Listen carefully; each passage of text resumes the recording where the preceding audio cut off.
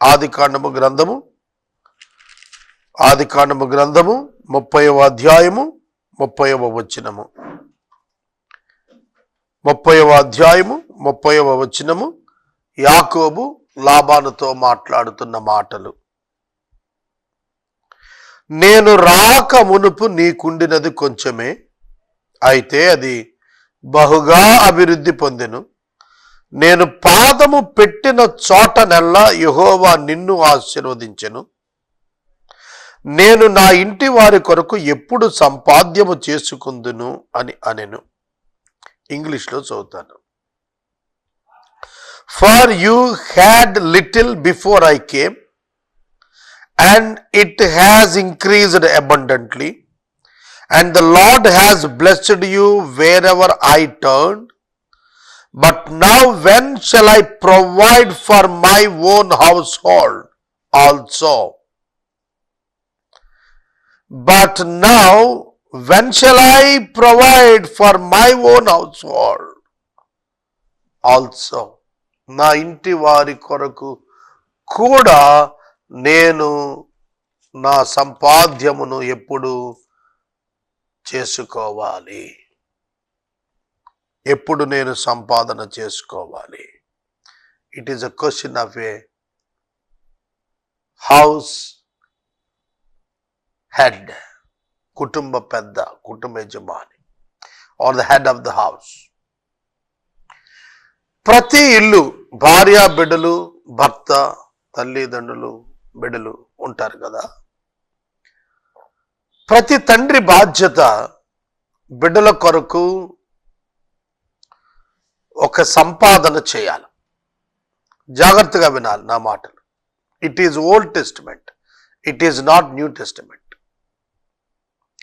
It is old testament, it is not in the new testament. అయినప్పటికీ పౌలు గారు కూడా క్రొత్త నిబంధనలో చెప్పాడు, తల్లిదండ్రులే కదా బిడ్డల కొరకు కూర్చవలసినది. It is the duty of the father to raise money for the needs of the family. అర్థమవుతుందా? నేను ఈ ప్రశ్న మరలా అడుగుతున్నాను, జాగ్రత్తగా వినాలి. నేనెప్పుడు సంపాదించుకోవాలి నా కుటుంబం కోసం అనే ప్రశ్న, ఆనాడు యాకోబు రేకెత్తిన ఈ ప్రశ్న ప్రతి ఇంట ఉండే ప్రశ్న, ప్రతి ఇంట ఉండే ప్రశ్న. మేము సెయింట్ జేవియర్స్ హై స్కూల్లో 1984వ సంవత్సరం 10వ తరగతి చదువుకున్నాం. మా బ్యాచ్ అంతా కూడాను 25 ఇయర్స్ సెలబ్రేషన్కి కలుసుకున్నాం. 2009లో కలుసుకున్నప్పుడు డిఫరెంట్ ఫ్రెండ్స్ కదా, వెళ్ళిపోయారు. అక్కడక్కడ సెటిల్ అయిపోయారు. కొందరు బ్యాంక్ ఆఫీసర్స్గా, గవర్నమెంట్ ఆఫీసర్స్గా, కొందరు బిజినెస్ పీపుల్గా, కొందరు పాలిటీషియన్స్గా, ఇలా రకరకాలుగా సెటిల్ అయిపోయారు. అందరూ కూర్చున్నప్పుడు ఒకటే చర్చ, నువ్వెక్కడుంటున్నావు, ఏం చేస్తున్నావు, నీకెంతమంది పిల్లలు, నువ్వేం సంపాదించావు. అర్థమైందా? ఎక్కడుంటున్నావు, ఎలా ఉన్నావు, ఏం చదువావు, ఏం ఉద్యోగం చేస్తున్నావు, ఏ విధంగా కుటుంబం ఉంది, నీ బిడ్డలు ఏం చేస్తున్నారు, నీ భార్య ఏం చేస్తుంది. ఆఖరి ప్రశ్న ఏంటంటే నువ్వేం సంపాదించు, నువ్వేమి సంపాదించు. ఎందుకు ఈ ప్రశ్న ప్రతి ఒక్కళ్ళు అడుగుతున్నారంటే, it is the responsibility of the head of the house to provide everything to the family members. కుటుంబ సభ్యులకు సమస్తం సమకూర్చవలసిన బాధ్యత భర్తగా, తండ్రిగా ఒక వ్యక్తిది. కనుక ప్రతివాడు కూడా ఆలోచిస్తాడు, 4 రాళ్ళు వెనకేయాలి అనే సామెత వచ్చింది అక్కడే. పెళ్ళాం బిడ్డలు కలవడండి, ఏదో తప్పు చేశాడు పోనివ్వండి అంటారు. అంటే మానవుని యొక్క బాధ్యతగా నాకు బాధ్యత ఉంది కదా, నేను కూడా సంపాదించుకోవాలి, నాకు అవసరాలు ఉంటాయి, నా బిడ్డలకు అవసరాలు ఉంటాయి. ఇదే ప్రశ్న బైబిల్ గ్రంథంలో పేతురు గారు యేసు ప్రభువుని అడిగాడు. I'm coming to the new testament and the greatness of new testament. ఏమని అడిగా అంటే, ప్రభువా మేము నిన్ను వెంబడిస్తున్నాం, మాకేం దొరుకుతుంది?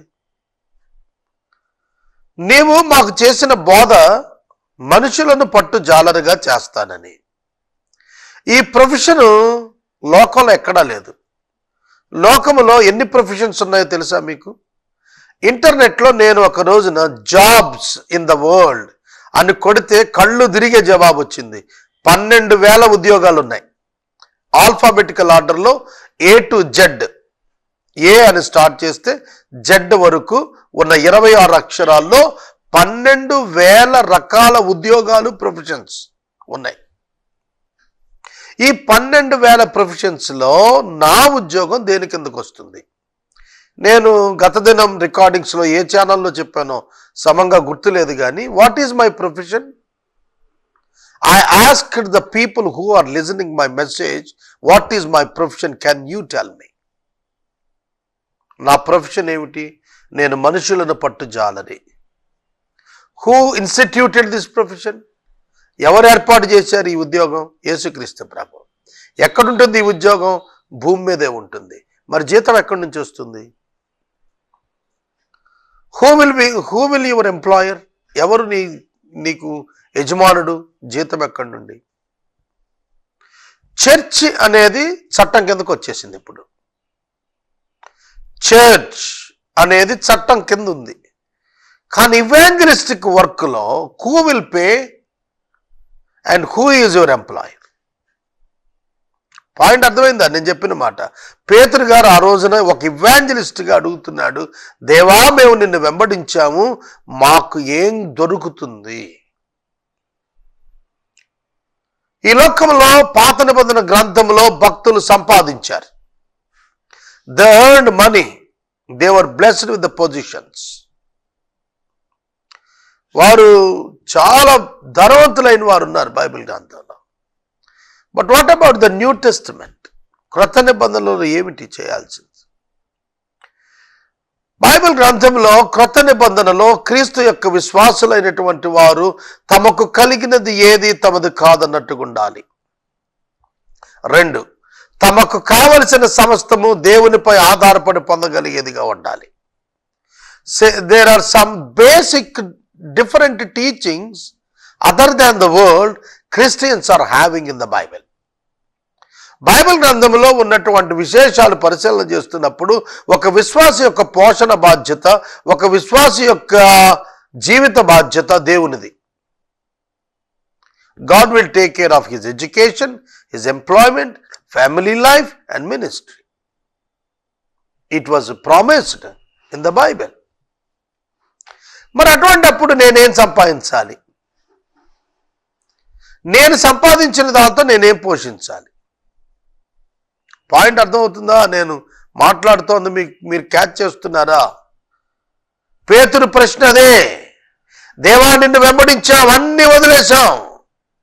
ఒకప్పుడు మాకు దోణెలున్నాయి, ఒకప్పుడు మాకు వలలున్నాయి, ఒకప్పుడు మాకు సేవకులున్నారు, ఒకప్పుడు మాకు వ్యాపారం ఉన్నది, మేము వదిలిపెట్టి వచ్చాము. నీ మాట చొప్పున మాకేం దొరుకుద్ది? If you can trust your God Jesus, you will have 100-fold in this world. ఈ లోకంలో కష్టపడి పనిచేసేవాడి కంటే 100 రెట్లు దేవుడు ఈ లోకంలో నీకు ఇవ్వగలుగుతాడు. You can have hundreds of houses opened for you. దేవుని వాక్యం చెబుతుంది, నీ కొరకు కొన్ని 100 గృహాలు తెరవబడే ఉంటాయి. All your needs will be met by God from his richness. దేవుడు తన కృపా మహిమ ఐశ్వర్యం చొప్పున మీ ప్రతి అవసరం తీరుస్తాడు. How God will attend your problem, we don't know. మన సమస్యకు దేవుడి జవాబు ఎటు నుంచి ఇస్తాడో మనకు అర్థం కాదు. కాబట్టి ప్రతి క్రైస్తవుడు ఉద్యోగం అని తిరగమని నేను చెప్పటం లేదు. ఉద్యోగం ఉన్నవాడు ఉద్యోగాన్ని బట్టి బ్రతకటం లేదు అని మాత్రం చెబుతున్నాను. ధనం ఉన్నవాడు ధనాన్ని బట్టి బ్రతకటం లేదు. పొజిషన్ ఉన్నవాడు పొజిషన్ బట్టి బ్రతకటం లేదు. బ్రతుకుతున్నది క్రీస్తు యొక్క కృప వలన మాత్రమే అనే ముఖ్యమైన విషయాన్ని గుర్తెరగమని నేను మనవి చేస్తున్నాను. యాకోబు విషయం తీసుకోండి. యాకోబు సంపాదించినది చాలా సంపాదించినాడు. ఆ సంపాదన అంతా కూడా ఎవరిచ్చినది? దేవుడిచ్చినది. ఆదికాండము గ్రంథము 32వ అధ్యాయములో యాకోబు అతడు వెనుకకు తిరిగి వస్తున్నప్పుడు, ఆ వెనుకకు తిరిగి వస్తున్నటువంటి సందర్భాన్న మహనీయం అనుభవాన్ని పొందిన వెంటనే యాకోబు చెప్పాడు, దేవా నేను ఒంటి కర్రతో యోర్దాను దాటొచ్చాను, ఇప్పుడు 2 గుంపులు అయిపోయాను. How God blessed Jacob, it is very clearly mentioned in the Bible. Bible గ్రంథంలో చాలా తేటగా వ్రాసి ఉంచాడు దేవుడు ఏ విధంగా యాకోబును దీవించాడు. యాకోబు యొక్క అంతరంగంలో ఉన్న ప్రశ్న, నేనెప్పుడు నా అవసరాల కొరకు, నా బిడ్డల కొరకు నేను పని చేసుకోవాలి, సంపాదించుకోవాలి. దేవుడు ఆ ప్రశ్నకు జవాబిచ్చాడు యాకోబుకి. ఆదికాండము గ్రంథము 31వ అధ్యాయము 11వ వచనం, మరియు స్వప్నమందు దేవుని దూత యాకోబు అను నన్ను పిలువగా చిత్తము ప్రభువా అంటిని. God will provide the provision to meet all the needs of your family if you trust Jesus. యేసును నువ్వు నమ్మితే నీ కుటుంబ సభ్యుల యొక్క అవసరాలన్నీ కూడా దేవుడు తీర్చడానికి తన యొక్క ప్రణాళికను దేవుడు నీకు బయలుపరుస్తాడు. అదే జరిగింది యాకోబు జీవితంలో. ఆనాడు యాకోబు జీవితంలో ఏమి జరిగిందో తెలిసిన, స్వప్నమందు యాకోబుని పిలువగా యాకోబు చిత్తము ప్రభువా అని అనెను. అప్పుడు దేవుడు, నీ కనులెత్తి చూడుము, గొర్రెలను దాటుచున్న పొట్టేళ్లన్నీయు చారలైనను పొడలైనను మచ్చలైనను గలవి. ఏలయనగా లాబాను నీకు చేయుచున్నది యావత్తు నేను చూచి తిని. నీవు ఎక్కడ స్తంభం మీద నూనె పోసావో, అక్కడ నాకు మొక్కుబడి చేశావో, ఆ బేతేలు దేవుడిని నేను ఇప్పుడు నీవు లేచి ఈ దేశం నుండి బయలుదేరి నీవు పట్టిన దేశం తిరిగి వెళ్ళమని నాతో చెప్పాను. అర్థమవుతోందా? అర్థమవుతోందా? కనుక దేవుడు 10 మార్లు జీతము మార్చిన లాబానును చూచి చెబుతున్నాడు, మంద చూడు, ఇవన్నీ అవుతున్నాయి కదా, ఇవి నేనే ఇచ్చాను. దేవుడు అతనికి ఏ హాని చేయనివ్వలేదు. అతడు పొడవగలవి నీ జీతముగా చెప్పినప్పుడు మందలన్నీ పొడవగలవి పిల్లలవి, చారలుగా నీకు చెప్పినప్పుడు మందలన్నీ చారలు గల పిల్లలవి అగును. అట్లు దేవుడు మీ తండ్రి పశువులను తీసి నాకు ఇచ్చెను. God did a great thing in the life of Jacob. అట్లు దేవుడు నీ తండ్రి మందలను తీసి నాకు ఇచ్చేశాడు. God revealed this fact to me. నాకు ఇలా చేయమని చెప్పింది దేవుడే, అలా చేశాను. అలా చేసినందుకు దేవుడు ఆ మందలు నాకు ఇచ్చాడు. To meet the needs of my family, God gave me a plan and I have executed it and I achieved it and I reached my goal. I was safe. అర్థమైందా? దేవుడు మనకు ఆలోచన ఇస్తాడు. ఏం చేయాలో ఆలోచన ఇస్తాడు, ఏం చేయాలో తెలియచేసి అలా చేయటానికి శక్తినిస్తాడు. అలా చేసినందున వచ్చేటువంటి ధనము నుండి నిన్ను పోషిస్తాడు. It is true. నేను 26 సంవత్సరాలు దేవుని సేవకు వచ్చి నేనేమి ఉద్యోగం చేయను. నేను దేవుని సేవలో వాక్యం చెబుతున్నాను, సువార్త ప్రకటిస్తాను, ప్రజల కొరకు ప్రార్థన చేస్తాను, దేవుని వాక్యాన్ని చదువుకొని దేవుని ఆరాధన చేస్తాను. మరి నేను ఎట్లా పోషించబడుతున్నాను చెప్పాను. నేను పలుసార్లు నా కుటుంబ సభ్యులు ఇచ్చే 10వ భాగపు కానుక చేత నా జీవనం వెళ్ళబుచ్చుతున్నాను. It's not permanent on earth, I strongly believed. భూమి మీద నా జీవితం ఏమి శాశ్వతం కాదు. నా తల్లిదండ్రులు, నా అక్క, బావగారు, నా మేనగోడళ్ళు, నా భార్య, నా ఫ్రెండ్స్ ఇచ్చే లిటిల్ అమౌంట్స్, వీటితో మాత్రమే నేను బ్రతుకుతున్నాను. God gave the love in their hearts. దేవుడు వారి హృదయాల్లో ప్రేమ ఉంచారు. వారు డబ్బు తెచ్చిస్తున్నారు, నేను భోజనం చేస్తున్నాను, నా అవసరాలు తీరుస్తున్నారు, దేవుడు తీరుస్తున్నాడు, నేను సేవ చేస్తున్నాను. వాళ్లకు దేవుడు ఇవ్వమని మనసు ఇవ్వకపోతే వేరొకరికి మనసిచ్చి ఇప్పిస్తాడు. కనుక నేను చేయాల్సింది ఏంటంటే మనుషులను పట్టు జాలరి వృత్తి, సువార్తీకరణ. అది చేయటకు నన్ను పిలిచినప్పుడు నా జీవితంలో ఆకాశ పక్షులకు దేవుడు ఆహారం ఇచ్చినట్లుగా in unexpected way God can provide me my needs. It's simple. Children education, health of the family members will be taken care. దేవుడు శ్రద్ధ తీసుకుంటాడు, ఆశ్చర్యంగా శ్రద్ధ తీసుకుంటాడు.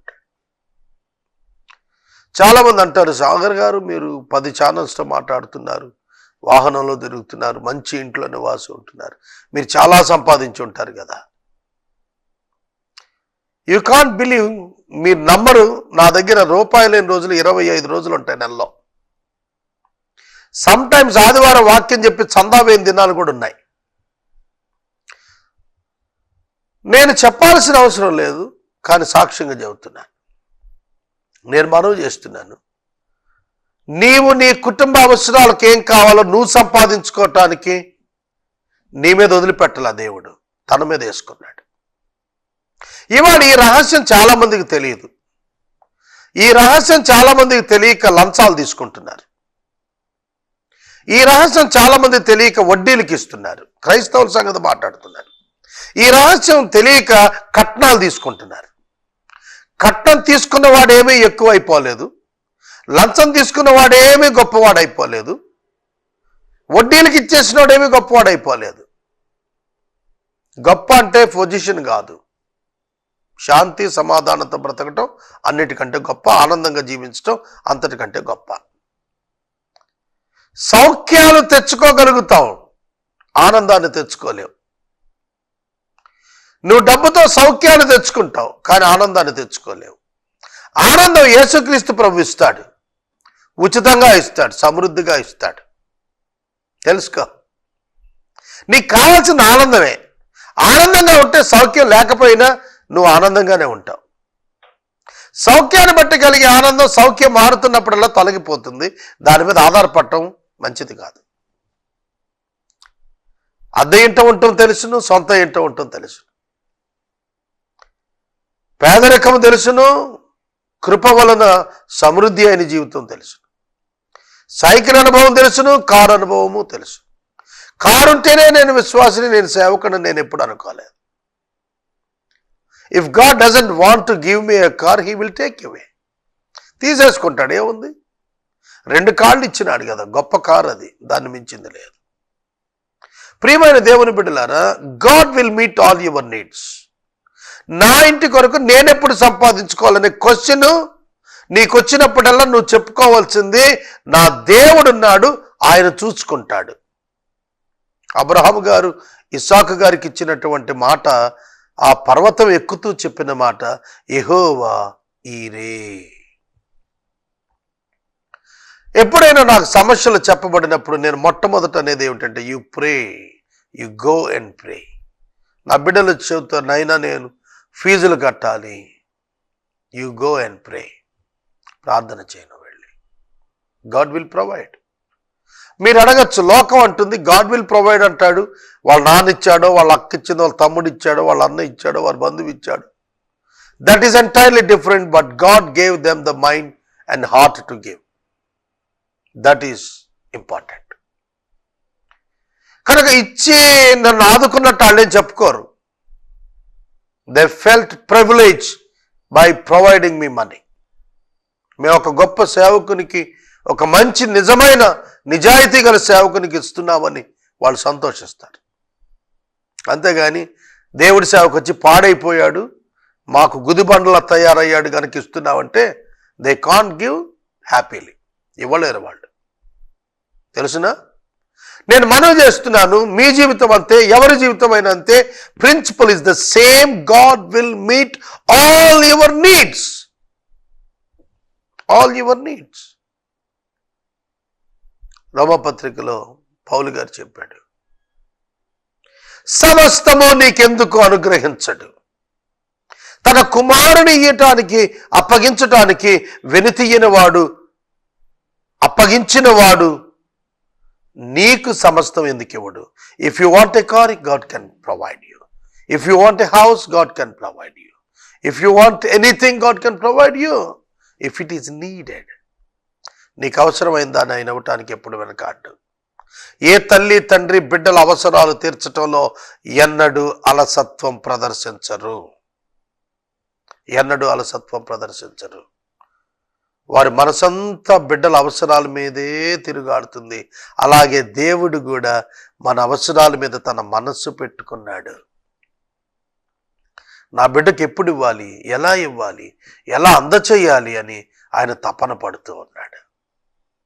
అందుకే యాకోబు యొక్క మనసులో ఆ ఆలోచన వచ్చినప్పుడు దేవుడే ఆ ఆలోచన చూచి, ఇలా చేయవయా యాకోబు, ఇలా చేసుకో అని చెప్పాడు. చెప్పినప్పుడు లాబాను యొక్క మందలన్నీ కూడా శ్రేష్టమైనవి పుట్టిన వాటన్నింటినీ యాకోబు పరం చేశాడు. బలహీనమైనవన్నీ లాబానే పోయాయి. లాబాను మరలా మార్చుకున్నాడు. అయినా సరే బలమైనవి యాకోబుకే వచ్చే, బలహీనమైన లాబానికే వెళ్ళాయి. కాబట్టి దేవుడు దేవుడు దేవుడు దేవుడు. ఇది క్రైస్తవుడికి లోకానికి ఉన్న వ్యత్యాసం. లోకమైతే ఈ దేవుని ఎరుగలేదు కాబట్టి ఏదో ఒకటి సంపాదించుకోవాలి ప్రయత్నం చేస్తారు. కానీ సంపాదించింది వాళ్ళకి క్షేమము కాదని, వారికి మాన్యము కాదని వారు ఎప్పుడు తెలుసుకుంటారు? ఒక తండ్రి ఉన్నాడు, 10 రూపాయలు వడ్డీకి ఇస్తాడు. ఒక తండ్రి ఉన్నాడు, 10 రూపాయలు వడ్డీకి ఇస్తాడు. ఆయన అనేది ఏంటంటే, నా బిడ్డలకు నేను ఎప్పుడు సంపాదించుకోవాలండి, వాళ్ళకి ఏదోటి ఇవ్వాలి కదా అని. వాళ్ళకు దేవుణ్ణి ఇచ్చుంటే బాగుండేది.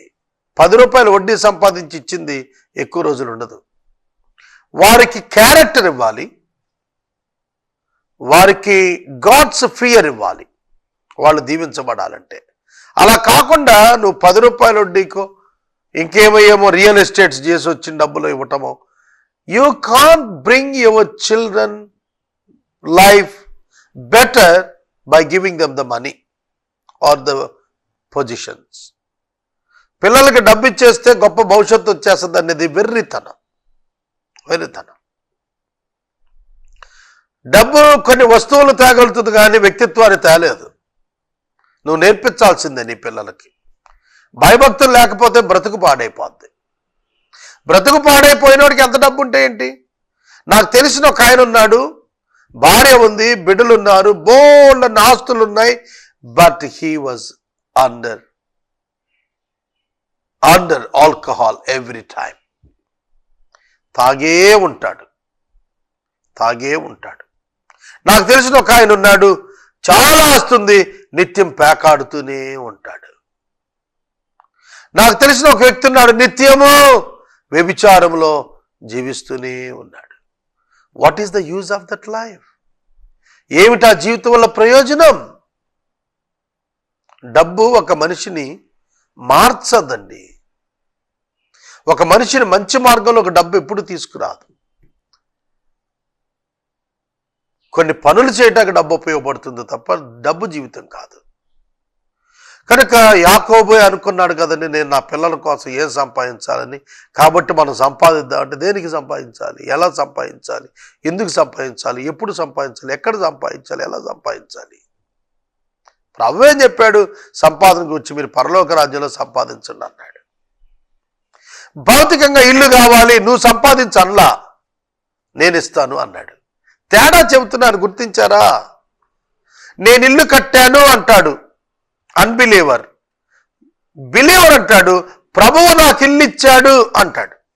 నేను శ్రీధర్ గారు అన్నగారు ఒక గృహం కొనుక్కుంటే గృహప్రవేశాన్ని ప్రార్థన చేయటానికి వెళ్ళాను, బ్లెస్ చేయటానికి వెళ్ళాను. వాళ్ళు ఏమని సాక్ష్యం చెప్పారు తెలుసా? మేము కొనాలి అని అనుకుంటే 20 ఏళ్ల క్రితం కొనేసేవాళ్ళు. నిజంగానే మరి వారు పెద్ద అధికారి కాబట్టి ఆయన కొనగలిగిన స్తోమత ఉంది వాళ్లకు. కానీ ఆయన అన్న సాక్ష్యం ఏంటంటే, దేవుడు ఇప్పుడు మాకు ఇల్లు ఇచ్చాడు. రాజధానిగా ఆంధ్ర రాష్ట్రంలో విజయవాడని మార్చిన తర్వాత ఆయనకి ఇల్లు ఇచ్చాడు. దేవుడు ఇల్లు ఇప్పుడు ఇచ్చాడు నాకు అన్నాడు. నేను కొనుక్కుంటే ఎప్పుడో కొనేవాడిని అన్నాడు. అంటే ఏమిటి వ్యత్యాసం? Until God provides he weighted upon the lord. దేవుడు తనకి ఇల్లు ఇచ్చే వరకు ఆగాడు. కొనకుండా, నా మాట కొనకుండా ఆగాను అన్నాడే. మరి ఇప్పుడు కొనకుండా ఇల్లు వచ్చిందా? ఇప్పుడు కొనకుండా ఇల్లు వచ్చిందా? డబ్బు కట్టకుండా బ్యాంకు లోన్ పెట్టకుండా ఇల్లు వస్తుందా? కానీ ఇల్లు వచ్చినా చెప్పేది ఏమని చెప్తాడంటే ఆయన ఇచ్చాడని చెప్పాడు. ఎందుకంటే ఆయన ఇచ్చాడు కాబట్టి. God provided money, God provided provision, God provided house, God provided conditions, God provided everything possible. సమస్తం అనుకూలపరిచి దేవుడు చేయకపోతే ఎవడు ఏమి పొందలేడు. యెహోవా ఇల్లు కట్టించని ఎడల దాని కట్టువారి ప్రయాసం వ్యర్థమే. ప్రియమైన దేవుని బిడ్డలారా, కాబట్టి విశ్వాస యొక్క అవగాహన ఎలా ఉంటుందంటే ఐ హ్యావ్ ఎర్న్డ్ అని చెప్పడు గాడ్ హ్యాస్ గివెన్ మీ. దేవుడు నాకు ఇచ్చాడు, దేవుడు ఇవ్వగా పొందాను, దేవుడు నాకు మంచి భార్యని ఇచ్చాడు, దేవుడు నాకు మంచి బిడ్డలను ఇచ్చాడు, దేవుడు నాకు మంచి వాహనం ఇచ్చాడు, దేవుడు నాకు మంచి ఇల్లునిచ్చాడు, ఇలా చెబుతాడు తప్ప నేను కొనుక్కున్నాను, నేను సంపాదించుకున్నాను, దేవుని పిల్లల లక్షణం కాదు అది. నా దేవుడు నాకు ఇచ్చెను, నా దేవుడు నాకు ఇచ్చెను. దేవుని యొక్క వాక్యములో యాకోబు చాలా స్పష్టంగా మాట్లాడుతూ చెబుతున్నాడు, నా దేవుడు నాకు ఇచ్చెను. 12వ వచనం 31వ అధ్యాయంలో మనం చూసినప్పుడు అదే దేవుడు యాకోబును బెతేలుకు తిరిగి రమ్మని పిలుస్తున్నాడు. నేను వాక్యాన్ని ముగిస్తున్నాను. God is our provider. Don't worry for anything. Don't worry for the fees of the children. Don't worry for the money, for the health problems. Don't worry for the money, for the security. God is our security. Let's pray.